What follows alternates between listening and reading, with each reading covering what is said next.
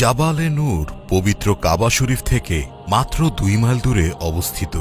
এর নাম হেরা গুহা হলেও বিশ্বব্যাপী জাবালে নূর বা জাবালে হেরা নামেই বেশি পরিচিত।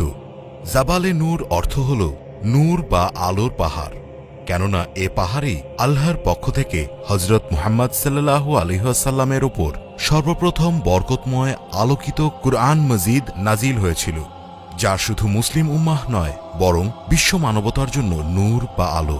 সে কারণেই এ পাহাড় বিশ্বব্যাপী জাবালে নূর নামেই পরিচিত। এই গুহায় হজরত জিব্রাইল আলাইহিসসালাম সর্বপ্রথম প্রিয় নবী হজরত মুহাম্মদ সাল্লাল্লাহু আলাইহি ওয়াসাল্লামের কাছে কুরআনের বাণী নিয়ে এসেছিলেন, আর এখানেই বিশ্বনবী হজরত মুহাম্মদ সাল্লাল্লাহু আলাইহি ওয়াসাল্লাম ধ্যানে মগ্ন থাকতেন। এ পাহাড়ে ওঠা একদমই সহজ ছিল না তখন। এর উচ্চতা প্রায় 1000 ফুট এবং